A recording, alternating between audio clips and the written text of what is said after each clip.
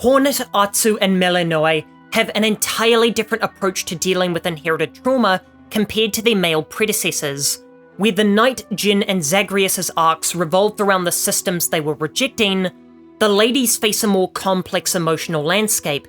Because they weren't trapped by systems they sought to escape, they were forged by them into instruments with a purpose. Sorry about this, I'm speeding myself up to not waste time, but I've been uploading for over 4 years and have nearly 500 videos on this channel, and I never wanted to do this because I thought it was speaking, but people tell me that this works, but listen, do this in my view with the sub, so if this is your first video of mine, please consider liking or subscribing. Hornet is the child of a political bargain, as she never knew her real mother beyond the short time before she became a dreamer, and yet she fights to honor Hera's debt when she herself was the result of a deal, and struggles with whether that makes her noble or delusional. Atsu spent 16 years as a mercenary after watching her parents be slaughtered, and she constructed her entire identity around revenge, whilst Mel's is the most literal, as she was raised from birth with the singular purpose of bringing death to Kronos. Having never known a life outside of a mission, where the male protagonists all shared the privilege of getting to frame their struggles as rebellion, the female protagonists were never cleanly given systems to reject. Instead, they were built by them, and so the philosophical tragedy isn't that they're trapped by systems, it's that they had to decide whether upholding those systems represents a genuine choice or if it's Stockholm Syndrome disguised as agency.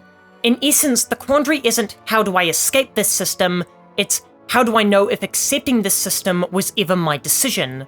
Additionally, for the male protagonists, the trauma typically manifests as something external imposed on them that they need to shed. Where for the girls, their trauma is the foundation of their identities. When Hornet protects Hallownest, she isn't simply continuing her lineage, she's validating the political bargain that created her. Atsu spent all those years as a mercenary, not to escape her parents' death, but to ensure that it had a meaning. Mel, once again, is the most literal example, with her being raised with a singular purpose, showcasing for all three how their trauma is the raw material their identities were constructed from. But where this all becomes unsettling is that all three women face a unique form of moral vertigo should they question or reject their identities. If Hornet upholds her mother's legacy, does it mean she's honouring Hera's memory or perpetuating a tragedy? Atsu's vengeance won't bring her parents back, it just transfers the violence forward.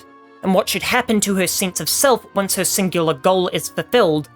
And should Mel begin questioning her purpose and seeking freedom, she would have to learn for the first time what it even means to want something for herself beyond Kronos. All three go much farther than simple trauma recovery.